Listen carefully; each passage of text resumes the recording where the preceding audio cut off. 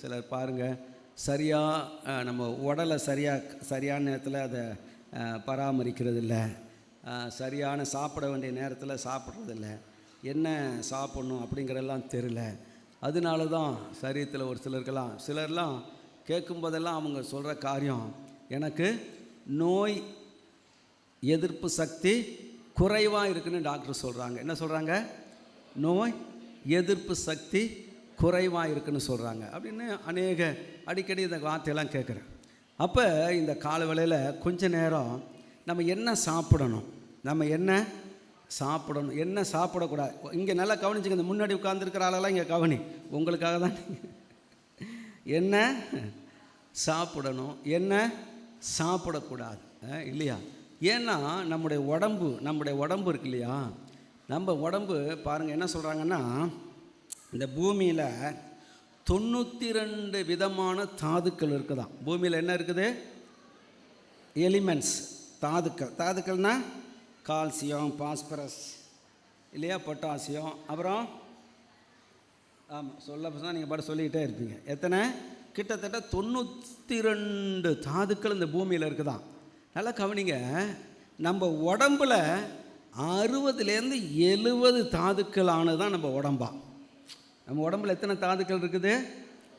60லேருந்து 70 elements நம்ம உடம்புல இருக்குது.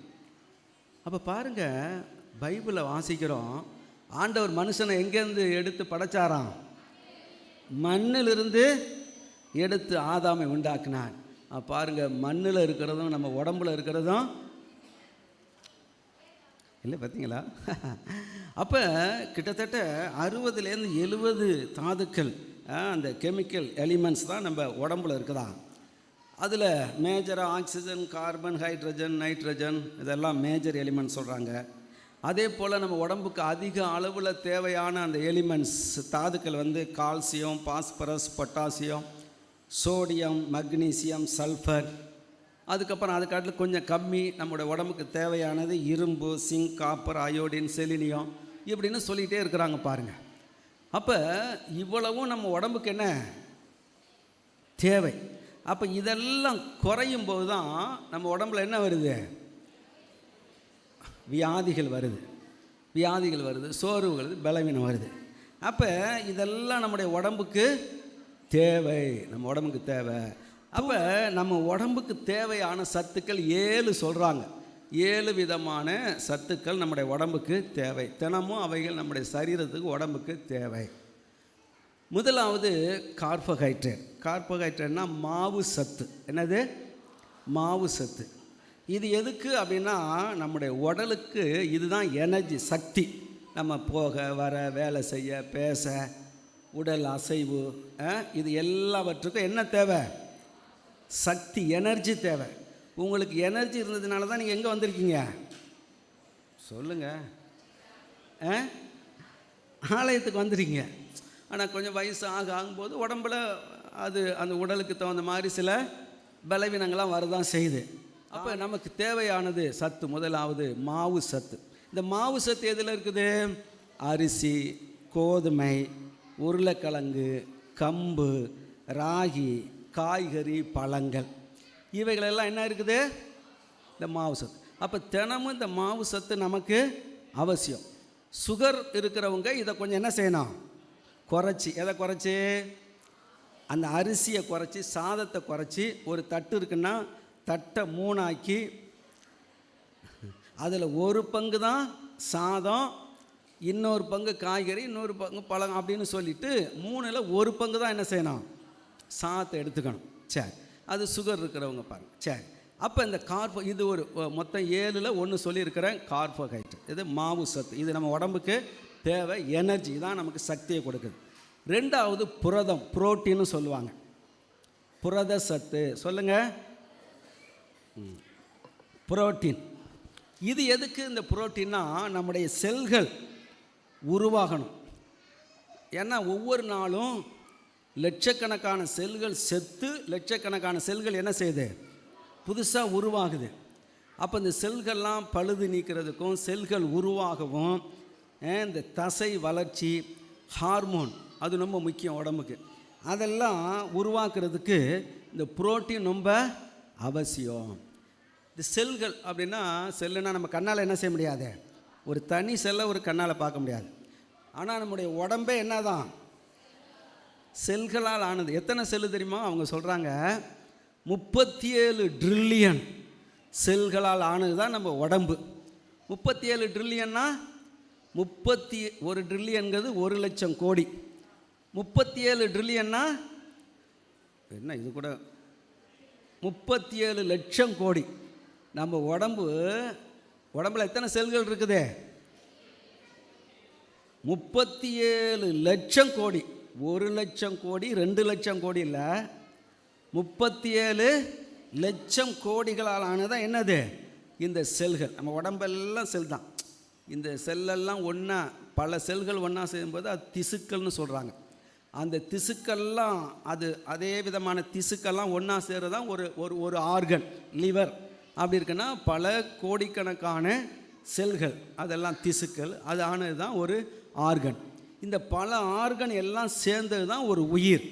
அப்போ நம்ம உடம்பு முழுவதும் 37 லட்சம் கோடி செல்கள். ஒவ்வொரு நாளும் கோடிக்கணக்கான செல்கள் என்ன செய்யுது, சாகுது. நம்ம உடம்பு தோல் இருக்கு இல்லையா, தோல் தான் உடம்பு, தலையிலேருந்து கால் வரைக்கும். இந்த தோல் செல்லெல்லாம் அடிக்கடி இது என்ன செய்யுது, செத்து புதிய செல்கள் உண்டாகும். அதனால தான் நம்ம உடம்பு எப்படி இருக்குது, பிறக்கும்போது இது வரைக்கும் அதே செல் இருந்துச்சுன்னா கிட்ட யாருமே வர முடியாது. அப்போ இந்த செல்லெல்லாம் என்ன செய்யுது, சாகுது செல்லெல்லாம் ஒவ்வொரு நாள். அதே போல் என்ன சொல்கிறாங்கன்னா, குடல் இருக்கு இல்லையா, குடலில் இருக்கிற செல்லு 4லேருந்து 5 நாட்கள் தானா, அதுக்கப்புறம் மாறிடுமா. அது அந்த லேயர் 4 லேயர். ஏன்னா அது போட்டு நம்ம போடுற சாப்பாட்டெல்லாம் அதுதான் என்ன செய்யுது, கரைச்சி எடுக்குது பாருங்கள். அதில் அவ்வளவு ஆசிட் அமிலங்கள். அப்போ அந்த லேயர் ஒரு 4 நாள் தான் தாக்கு பிடிக்கும். அதுக்கப்புறம் அந்த செல்லு அழிஞ்சு அதுக்கப்புறம் புதிய செல்கள் உண்டாகிடும். இப்படி உடம்பு முழுவதும் செல்கள். அப்போ இந்த செல்கள்லாம் என்ன செய்யணும், உருவாகணும், புதுசாக உருவாகணும். இந்த செல்கள்லாம் உருவாகணும். இந்த செல்களில் பழுது நீக்கணும், வீணா போனதை எடுத்துட்டு புதிய செல்கள் உருவாகும். இதுக்கு என்ன தேவை, புரோட்டீன் தேவை. இந்த புரோட்டீன் எதிலெல்லாம் புரோட்டீன் இருக்குது, முக்கியமாக பருப்பு வகைகள், துவரம் பருப்பு, பச்சை பயிறு, வெந்தயமா, தெரிஞ்சாதான் சொல்லுங்கள். எல்லாம் நம்ம வீட்டில் இருக்கிறது தான், எல்லாமே இருக்குது. சரி, சிக்கன், தம்பிக்கு பிடிச்சது சிக்கன், முட்டையில் புரோட்டீன் இருக்குது, பால், தயிர், மீன், மட்டன். அந்த பருப்பெல்லாம் ரொம்ப முக்கியம் பாருங்கள். பருப்பு வகை இதிலெல்லாம் என்ன இருக்குது, புரோட்டீன். ரெண்டாவது நம்ம உடம்புக்கு என்ன தேவை, புரோட்டீன் தேவை. சரி, அப்போ அந்த புரோட்டீன் போதுமான அளவு நம்ம எடுத்துக்கொண்டாதான் நம்ம எப்படி இருப்போம், ஆரோக்கியமாக இருப்போம், செல்கள்லாம் வளரும். ரைட். மூன்றாவது கொழுப்பு. என்னது, பக்கத்தில் பார்த்து சொல்லுங்கள், வேறு மாதிரி சொல்லிடாதீங்க. ரொம்ப கொழுப்பு தான் அப்படின்னு சொல்லாதீங்க. மூன்றாவது என்ன, கொழுப்பு. நல்ல கொழுப்பு அவசியம். கொழுப்பு ரொம்ப அவசியம். ஏன், இந்த உடல் வேலை செய்கிறதுக்கான சக்தியை கொடுக்கறதே இந்த கொழுப்பு தான். அப்போ நம்ம உடம்புக்கு கொழுப்பு ரொம்ப அவசியம். நம்முடைய உடல் உறுப்புகளை பாதுகாக்கிறது, இதயம், சிறுநீரகம், இதெல்லாம் பாதுகாக்கிறதுக்கு இந்த கொழுப்பு ரொம்ப முக்கியம். அதே போல் உடலில் இருக்கிற வெப்பத்தை சரியாக வச்சுக்கிறதுக்கு, மூளை வளர்ச்சிக்கு, ஹார்மோன் உருவாக, இதெல்லாம் இந்த கொழுப்பு ரொம்ப முக்கியம். கொழுப்பு எதிலெல்லாம் கொழுப்பு இருக்குது, பாதாம், நெய், அதெல்லாம் கொஞ்சம் அளவாக எடுத்துக்கணும். அதுக்காக கொழுப்பு வேணும் நீங்கள் பாட்டுக்கு அடித்து போட்டு குடிச்சிட்டிங்கன்னா என்ன ஆகிடும். ஆமாம். அப்போ ஒரு அளவாக நெய், நல்லெண்ணெய், சொல்லுங்கள், நல்லெண்ணெய், மீன், இதிலெல்லாம் என்ன இருக்குது, என்ன நிறைய லிஸ்ட் இருக்குது, போடும். என்ன இருக்குது, கொழுப்பு. அப்போ நம்ம உடம்புக்கு என்ன தேவை, கொழுப்பு தேவை. மூன்றாவது கொழுப்பு தேவை. இதிலெல்லாம் கொழுப்பு இருக்குது, அதையும் நம்ம எடுத்து. நான்காவது வைட்டமின் சொல்கிறாங்க இல்லையா, வைட்டமின். உனக்கு அந்த வைட்டமின் கம்மி, இந்த வைட்டமின் கம்மியாக இருக்குது. இப்போ கண் பார்வை கொஞ்சம் சரியில்லை, மங்கலாக இருக்குது அப்படின்னா என்ன சொல்கிறாங்க, விட்டமின் ஏ உனக்கு என்ன சேர்க்க வர. இப்போ இந்த விட்டமின்ஸ்லேயே நிறையா இருக்குது, 13 விட்டமின்ஸ் இருக்குது தான். Vitamin A, B, B2, B3, B5, B6 அப்படின்னா அப்போ விட்டமின் சி, விட்டமின் இ, விட்டமின் கே இப்படின்னு சொல்லி இப்படி 13 வகையான விட்டமின்ஸ்.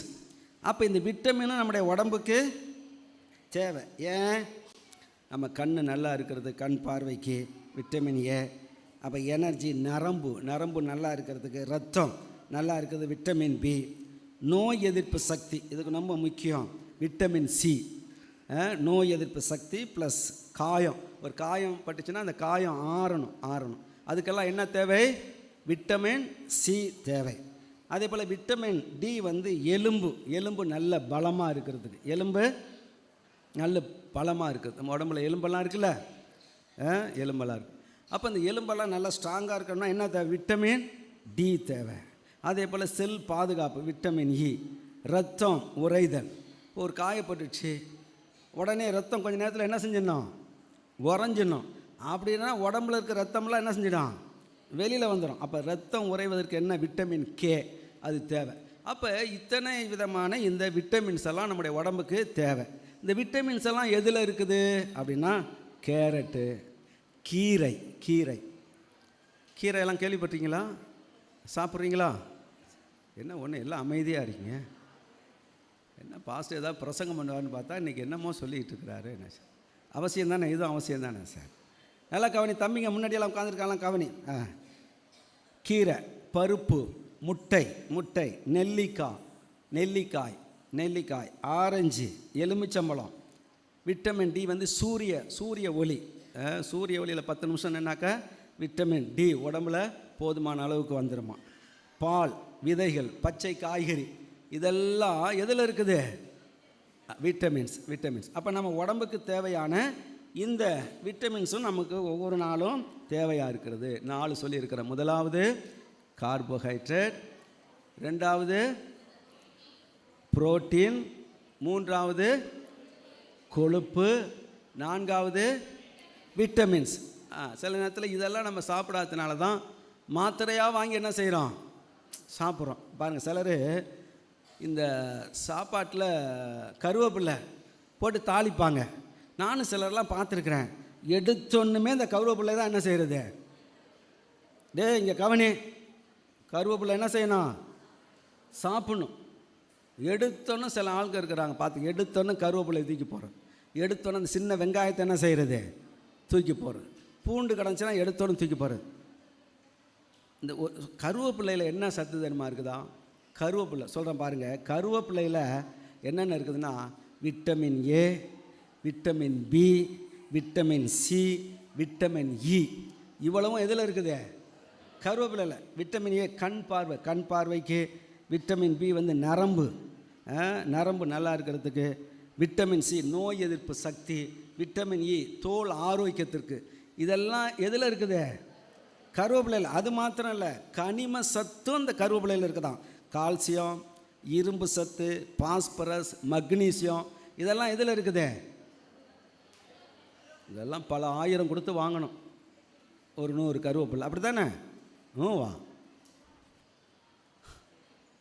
கருவேப்பிலை எவ்வளோ விலை கொடுத்து வாங்கணும்? காய்கறியில் இலவசமாக கொடுக்குறதா என்ன தான்? கருவேப்பிலை, கொஞ்சம் கொத்தமல்லி தூக்கி போகணும். பாருங்கள், அந்த இலவசமாக கொடுக்குறதுல என்னென்ன இருக்குது? கால்சியம், எலும்புக்கு பலம், இரும்பு சத்து, இந்த இரத்த சோகையெல்லாம் மாறும், பாஸ்பரஸ் உடல் வளர்ச்சி, மக்னீசியம் தசை நரம்பு வேலை, இதெல்லாம் இதில் கருவேப்பிலையில் இருக்குது. அது மாத்திரமா நார் சத்து, ஃபைபர், நல்ல செரிமானம் நடக்கிறதுக்கு அந்த சத்தும் எதில் இருக்குது? கருவேப்பிலையில் இருக்குது. கருவேப்பிலையை தூக்கி பரவாயில்ல, இங்கே கவனி, உங்களுக்கு தான் பேசிகிட்டு இருக்கிறேன். ஜபத்துறை, கருவேப்பிலை சாப்பிட்றியா? உங்கள் அம்மாட்ட கேட்குற முடிஞ்சோன்னு. அப்போ ஆன்டி ஆக்சிடென்ட்ஸ், உடலில் இருக்கிற தீய பொருட்களை நீக்கி உடலில் நோய் வராமல் தடுக்கக்கூடிய அந்த ஆன்டி ஆக்சிடென்ட்ங்கிறதான அந்த ஒரு சத்தும் எதில் தான் இருக்குது? கருவேப்பிலையில் இருக்குது. அது மாத்திரமில்லை, புரோட்டீன் சொன்னோம்ல, இந்த புரோட்டீனும் எதில் இருக்குது? கருவேப்பிலையில் கொஞ்சம் புரோட்டீனும் இருக்குது. அப்போ நம்ம ஜீரணத்துக்கு நல்லது. முடியெல்லாம் உதிருது இல்லையா? அப்போ அதுக்கு ரொம்ப நல்லது. முடி உதிராமல் இருக்க அது குறைக்கும். சர்க்கரை அளவை கட்டுப்படுத்துமா, இரத்தத்தை சுத்தப்படுத்தும். எது? கருவேப்பிலை மறந்துடக்கூடாது. பக்கத்து பாசம் கருவேப்பிலை உடல் எடையை கொஞ்சம் குறையும். அப்போ தினமும் ஒரு 5லேருந்து 10 கருவேப்பிலை என்ன செய்யணும்?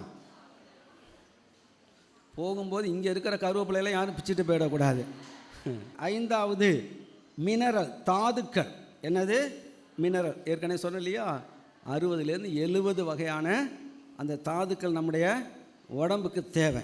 அப்போ இந்த மினரல்ஸ் நம்முடைய உடம்புக்கு தேவை. முதலாவது கார்போஹைட்ரேட் தேவை, 2வது ஃபேட்டு, அப்புறம் புரோட்டீன், அப்புறம் விட்டமின்ஸ். இப்போ 5வது மினரல்ஸ் தாதுக்கள்.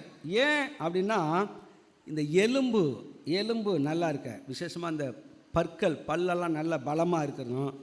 அப்போ இரத்தத்தை நிறையா உருவாக்குறது இந்த மினரல்ஸ் தான். இரத்தத்தை உருவாக்கும். அப்போ நரம்பு நல்லா செயல்படணும், நரம்பு செயல்பாடு எல்லாம் சரியாக நம்மளோட உடம்புல இருக்கிற இதெல்லாம் சரியாக இயங்குவதற்கு என்ன தேவை சொல்லுங்கள்? தாதுக்கள், மினரல்ஸ், தாதுக்கள் தேவை. இதெல்லாம் தேவை. இப்போ பல்லெல்லாம் நல்லா பலமாக இருக்கணும், ரத்தம் உருவாகணும், நரம்பு. ஏன்னா தலையிலேருந்து கால் வரைக்கும் என்ன தான் ஓடுது? நரம்பு. அது ஒரு பெரிய உள்ள ஃபேக்ட்ரி போல் ஒவ்வொன்றும் கடவுள் அவ்வளவு அற்புதமாக வச்சுருக்கிறார். எல்லாமே இந்த நரம்பெல்லாம் சரியாக இயங்கினா தான் மனுஷன் அவனுடைய வேலைகள் காரியங்கள் எல்லாமே சரியாக இயங்கும் பாருங்கள். அப்போ இதுக்கெல்லாம் மினரல்ஸ் அவசியம். இந்த மினரல்ஸ் எதிலெல்லாம் இருக்குது அப்படின்னா பால், கீரை, உப்பு, காய்கறி, பழங்கள், இதுவும் பருப்பு, பயிறு, இது எல்லாவற்றுக்கும் இதெல்லாம் இந்த மினரல்ஸ் அதில் இருக்குது. என்னது? பால், கீரை, உப்பு, காய்கறி, பழங்கள். அப்போ என்ன சொல்கிறாங்கன்னா உடல் ஒரு இயந்திரம். அந்த மினரல்ஸ் தான் அந்த இயந்திரத்தின் சிறிய சிறிய பாகங்கள் அப்படிங்கிறாங்க. உடல் ஒரு பெரிய இயந்திரம், இந்த தாதுக்கள் தான் சின்ன சின்ன பார்ட்ஸ். அப்போ இந்த பார்ட்ஸ் எல்லாம் ஒழுங்காக என்ன செய்யணும்? அந்த இயந்திரத்தை இப்போ ஒரு பைக்கு வச்சுருக்குறோம், பைக்கில் நிறைய பார்ட்ஸாக பிரித்து வச்சுருக்கிறாங்க. அதில் ஏதாச்சும் ஒன்று கோளாறாயிட்டுனா என்ன பண்ணுது சொல்லுங்கள்? வண்டி போக மாட்டேங்க பாரு. அப்போ எல்லாம் சரியாக இயங்கணும். அப்போ அதுக்கு இந்த மினரல்ஸ், தாதுக்கள் அவசியம். 5. 6வது ஃபைபர்னு சொல்லுவாங்க. ஃபைபர்னா நார்ச்சத்து. சொல்லுங்கள், நார்ச்சத்து. அப்போ நம்ம உடம்புக்கு இந்த நார்ச்சத்தும் அவசியம். நார்ச்சத்து ஏன் அப்படின்னா இந்த குடலை சுத்தமாக வைக்கிறது. குடலை மலம் சரியாக வெளியேறும். நம்ம சாப்பிட்றது அவ்வளோ சாப்பிட்றோம், அதெல்லாம் குடல்ல இருந்தால் என்ன ஆகும்? நம்மளாலே தாங்க முடியாது, பக்கத்தில் இருக்க நிற்க முடியுமா? அப்போ இதெல்லாம் சரியாக மலம் சரியாக வெளியேற நம்ம குடல் சுத்தமாக இருக்க. குடல் எப்படி இருக்கணும்? சுத்தமாக இருக்கணும். அப்புறம் இந்த குடல்லையே சில நல்ல பாக்டீரியாலாம் இருக்குது, அதெல்லாம் வளர்கிறதுக்கு, சர்க்கரை கட்டுப்பாடாக இருக்கிறதுக்கு, கொழுப்பை குறைக்க, உடல் எடையை கட்டுப்படுத்த, இதுக்கெல்லாம் என்ன தேவை? ஃபைபர், நார் சத்து. சொல்லுங்கள். முக்கியமாக அந்த குடல் ரொம்ப சுத்தம். ஏன்னா குடல் தான் ரொம்ப முக்கியம் பாருங்கள். என்ன ஒன்றும் பேசவே மாட்டேங்கிறீங்க இல்லையா? அவ்வளவு அதே போடுறோம், பாட்டு முழுங்குறோம் பாருங்கள். அதெல்லாம் குடல் தான் அதெல்லாம் கஷ்டப்பட்டு எல்லாம் வேலையெல்லாம் செய்யுது. அப்போ இந்த ஃபைபர் எதில் இருக்குது? கீரை. சொல்லுங்கள். கீரை, காய்கறிகள், பழங்கள், பருப்பு, பயிறு, கம்பு, ராகி, வெஜிடபிள்ஸ், காய்கறிகள், இவைகளிலெல்லாம் இந்த ஃபைபர் இருக்குது. ஃபைபர் இருக்குது. அப்போ இந்த ஃபைபரும் நம்முடைய உடம்புக்கு எத்தனை சொல்லியிருக்கிறேன்? 6. கடைசியாக 7. இது நம்ம முக்கியம். தண்ணீர். சொல்லுங்கள். தண்ணீர். ஏன்னா நம்முடைய உடம்புல 60% தண்ணீர் தானா. உடம்புல எத்தனை சதவீதம்? 60% தண்ணீர் தானா. அப்போ தண்ணி ரொம்ப முக்கியம். சிலர்லாம் ஒழுங்காக தண்ணியே குடிக்கிறதில்ல பாருங்கள். தண்ணியே அப்போ அது இப்போ வெயில் காலம் வந்துச்சு, என்ன செய்யணும்? தாகம் சாதாரணமாக எடுத்துடும். தாகம் எடுத்தாலும் எடுக்காட்டினாலும் என்ன செய்யணும்? தண்ணி குடிக்கணும். அப்போ ஏன் இந்த தண்ணி நம்ம குடிக்கணும் அப்படின்னா நம்ம உடம்புல நம்ம சாப்பிட்றோம் இல்லையா, எது விட்டமின், மினரல், புரோட்டீன், இந்த சத்தெல்லாம் எடுத்து செல்வது, தலையிலேருந்து கால் வரைக்கும் எடுத்து செல்வது அந்த இரத்தத்தோட கலந்து இந்த தண்ணீரும் தேவை. இந்த தண்ணீர் இருந்தால் தான், உடம்புக்கு போதுமான அளவு தண்ணி இருந்தால் தான் இந்த சத்துக்கெல்லாம் எடுத்து செல்லும். அதே போல் உடல் வெப்பத்தை சரியானபடி வைக்கும், உடல் வெப்பத்தை கட்டுப்படுத்துறது இந்த தண்ணீர். அது மாத்திரமல்ல, கழிவுகளை வெளியேற்றும் இல்லையா? இப்போ நம்ம யூரின் வழியாக தான் எல்லா கழிவுகளும் என்ன செய்யுது? வெளியேறுது. அப்போ அந்த கிட்னி சரியாக ஃபங்க்ஷன் ஆகணும்னா போதுமான அளவு என்ன செய்யணும்? தண்ணி குடிக்கணும். சில தண்ணியே குடிக்காததுனால தான் கிட்னியில் என்ன வருதுங்கிறாங்க? கல், ஸ்டோன் ஃபார்ம் ஆகிடுது, கிட்னி டேமேஜ் ஆகுது. ஒவ்வொரு உறுப்பும் ரொம்ப முக்கியமானது. பார்த்தீங்களா? அந்த கிட்னி ரொம்ப முக்கியமானது. பாருங்கள், நம்ம உடலை தினமும் எத்தனையோ லிட்டர் ரத்தத்தை அதுதான் என்ன செய்யுது? ஃபில்டர் பண்ணுது, சுத்திகரிக்குது. பாருங்கள், அவன் சொல்கிறாங்க 2 கிட்னி இருக்குது நமக்கு, வலது பக்கம் ஒன்று, இடது பக்கம். ஒவ்வொரு கிட்னிலையும் ஒரு கிட்னியில் 10 லட்சம் அந்த வடிகட்டிகள் இருக்குதான்.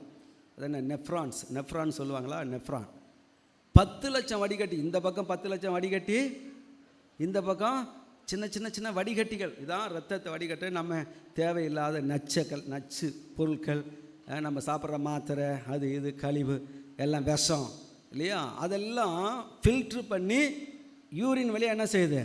அனுப்புது. அப்போ இந்த கிட்னி நல்லா ஃபங்க்ஷன் ஆகிறதுக்கு என்ன தேவை? தண்ணீர் அவசியம். பார்த்து சொல்லுங்கள். ஆமாம், இந்த கடவுள் உண்டாக்குன இந்த தண்ணியை குடிடான்னா சிலர் எந்த தண்ணியை போய் குடிச்சிட்டு இருக்கான்? இந்த தண்ணியை குடிக்காமல், ஆமாம், அந்த தண்ணியை குடித்து லிவர் கெட்டு போய், குடல் கெட்டு போய், லங்ஸு கெட்டு போய், வாழ்க்கையே கெட்டு போய் நிற்கிறான் பாருங்கள். அப்போ தண்ணீர் அவசியம். அப்போ ஒரு நாளைக்கு 2லேருந்து 3 லிட்டர் என்ன செய்யணும்? தண்ணி கொடுக்கணும். அப்போ சாப்பிடும்போது தண்ணி குடிக்கக்கூடாதுன்னு சொல்கிறாங்க. சாப்பிடும்போது என்ன செய்யக்கூடாது? ஒன்றும் பேசவே மாட்டேங்கிறீங்களா? சிலர் தண்ணி அப்படியே வச்சுக்கிட்டு ஒரு உருண்டை உருட்டி போட்டு உடனே என்ன செய்கிறது? கொஞ்சம் தண்ணி, அடுத்து ஒரு உருண்டை உருட்டி போட்டு திரும்ப விட்டோம். இது எப்படி தெரியுமா? அடுப்பு எரிஞ்சிக்கிட்டு இருக்குல்ல, அடுப்பு எரிஞ்சிக்கிட்டு இருக்கும்போது என்னத்தை ஊற்றுறது? தண்ணியை ஊற்றுறது. ஒரு சிலர் இப்படியே பழக்கமாகிடுச்சு பாருங்கள். பாஸ்டமாக கூட அற்புதம் மாரி சாப்பிடும்போது பயந்துடுவாங்க. ஏன்னா அற்புதம் மாரி சாப்பிட ஆரம்பிச்சோன்னு அப்படியே தொண்டை அடைக்கும்.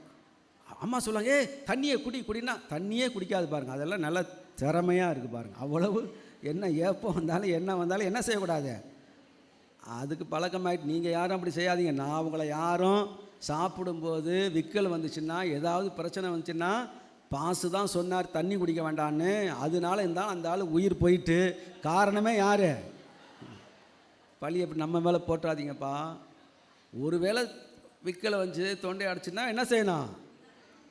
அப்போ குடிக்கலாம் பாருங்கள். அப்போ சிலருக்கு அதே பழக்கமாக போயிடுச்சு, அவங்களுக்கு புரியலை. அவங்க என்ன நினைக்கிறாங்க? இந்த சாப்பாட்டை போட்டோன்னு இந்த தண்ணி தான் என்ன பண்ணுது? அதை உள்ளே கொண்டு போய் எல்லா வேலையும் செய்யுது. இல்லை, இது தண்ணி நம்மளை கெடுத்துடும். நம்ம சாப்பாடு கடவுள் அவ்வளோ அற்புதமாக, நம்ம சாப்பாட்டை பார்த்தோன்னுமே நாக்கில் அது சாதாரண எச்சி இல்லை, அது என்னது? உணவை கரைக்கக்கூடிய அது ஒரு ஆசிட் போல் பாருங்கள். அதுக்கப்புறம் உள்ள குடலில் போய் விழுந்தோன்னா அங்கங்கே பல இடத்துலேருந்து வந்துடும். அதை கரைக்கிறதுக்கு லிவர்லேருந்து கொஞ்சம் வரும். ஏற்கனவே அந்த லேயரில் அங்கே ஆசிட் HCl அந்த ஆசிட் எல்லாம் உருவாகி அந்த ஆசிட்டெல்லாம் போட்டு உணவுகள். அப்போ நீங்கள் யாரும் அப்போ தேவன் எல்லாவற்றையும் அற்புதமாய் வைத்திருக்கிறார். எப்போ என்ன செய்யணும்? அப்போ தண்ணி சும்மா அடிக்கடி குடித்து நம்ம செரிமான கோளாறை உண்டாக்கக்கூடாது இல்லையா? ஒருவேளை சாப்பிடும்போது அப்போ எப்போ குடிக்கணும் அப்படின்னா என்ன சொல்கிறாங்கன்னா, சாப்பிட்றதுக்கு 30 நிமிடத்துக்கு முன்னாடி தண்ணி என்ன செய்யுங்க? குடிங்க. அதில் சாப்பிட்ட பிறகு அவ்வளோதான், 30 நிமிஷம் பிறகு என்ன செய்யுங்க? தண்ணி குடிங்க. இல்லை கொஞ்சம் தண்ணி குடிக்கணும் போல இருந்துச்சுன்னா குடிக்கலாம். அதெல்லாம் ஒரு பெரிய பாவம் இல்லை, தப்பு இல்லை. அதனால ஒரு பெரிய பனிஷ்மெண்ட்டெல்லாம் ஒன்றும் வந்துடுது போகிறதில்ல. சரி, அப்போ சாப்பிடும்போது தண்ணி அடிக்கடி என்ன செய்யக்கூடாது? ஒன்றும் பேச மாட்டேங்கிறீங்களா? சரி, அப்போ எத்தனை மொத்தம் 7 வகையான நம்ம உடம்புக்கு வேண்டிய இதெல்லாம் முக்கியம். கார்போஹைட்ரேட், புரோட்டீன், கொழுப்பு ஃபேட்டு, 4வது விட்டமின்ஸ், 5வது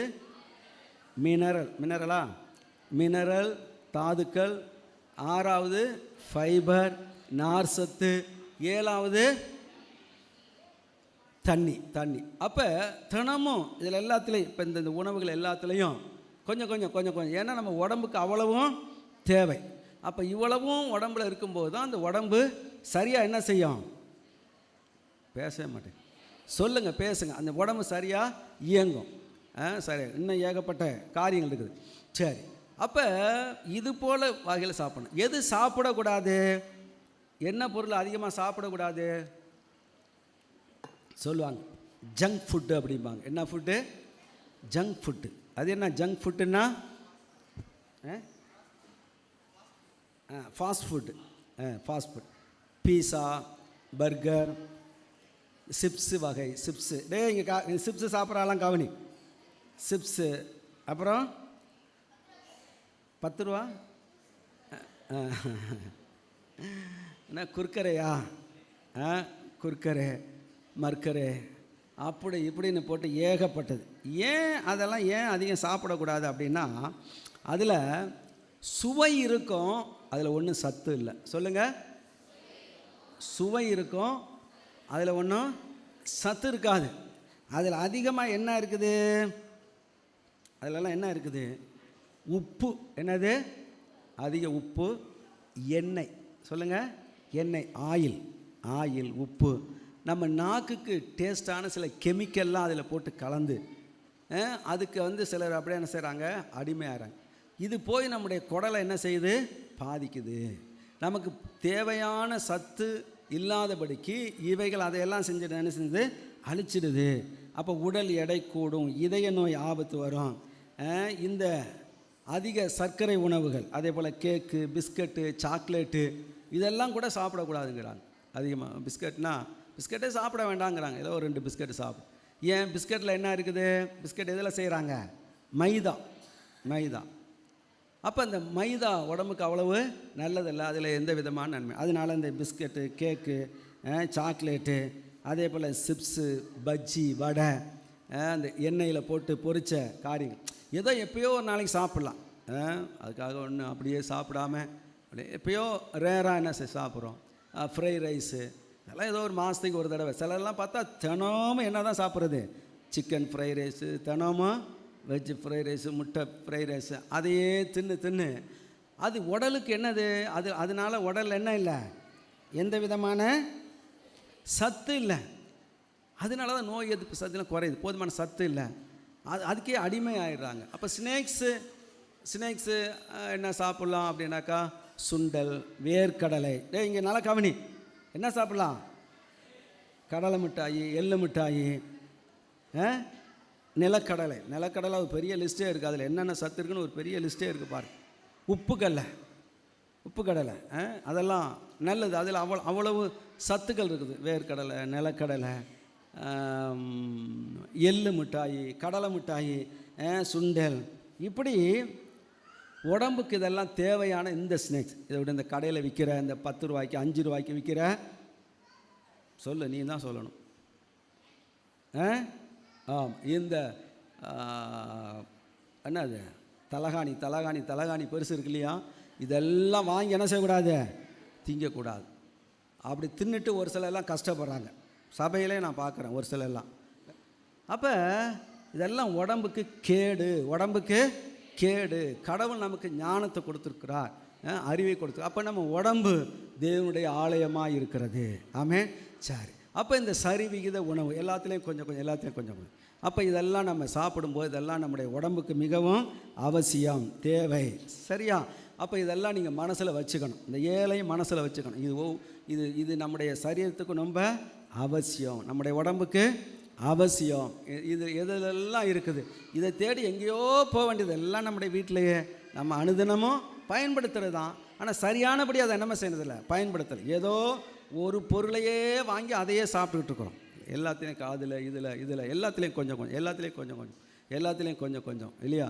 உடனே கருவேப்பிள்ளையை குறித்து சொன்னதுனால நீங்கள் பாட்டுக்கு 2 கிலோ 3 கிலோ கருவேப்பிள்ளையை வாங்கி நீங்கள் பாட்டுக்கு அரைச்சி குடிச்சிக்கிட்டு இருக்காதீங்க.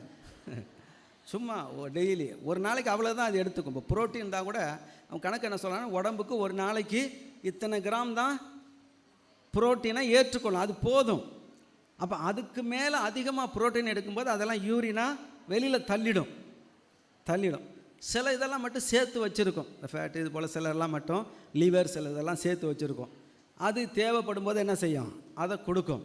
அப்போ இது எல்லாமே நமக்கு அவசியம். இதை தான் என்ன சொல்கிறாங்க, சரி விகித உணவு, சரி விகித உணவு. அப்போ இதெல்லாம் கவனம் செலுத்தி உங்களுடைய பிள்ளைகளுக்கு கொடுக்கும்போது நீங்கள் இந்த கடையில் விற்கிற இந்த பொருள் எல்லாம், அதே போல் இந்த ஒரு சொன்னால் என்னடா 5 ரூபா ஜூஸு, இந்த 5 ரூபா ஜூஸு, 10 ரூபா ஜூஸு, அந்த ஜூஸ் ஐட்டமே என்ன செய்யக்கூடாது, வாங்கி குடிக்க. அதெல்லாம் உடம்புக்கு கேடு. நல்ல செல்களை, நல்ல உறுப்புகளெல்லாம் என்ன செய்யுது, கொஞ்சம் ஒரே நாளில் தெரியாது, கொஞ்சம் கொஞ்சமாக அது என்ன செய்யுது, நம்மை பாதிக்கிறது. இதெல்லாம் நீங்கள் ஞாபகத்தில் வச்சுங்க. கர்த்தர் நல்லவர், ஆண்டவர் உங்களுக்கு உதவி செய்வார். கர்த்தர் நல்லவர். நாம் ஒரு சின்ன ஒரு ஜெபம் பண்ணுவோம். தகப்பனே, நன்றியோடு நாங்கள் துதிக்கிறோம், ஸ்தோத்தரிக்கிறோம். கர்த்தாவே, எங்களுடைய சரீரம் ஆண்டவரே பரிசுத்த ஆவியானுடைய ஆலயமாக இருக்கிறதப்பா.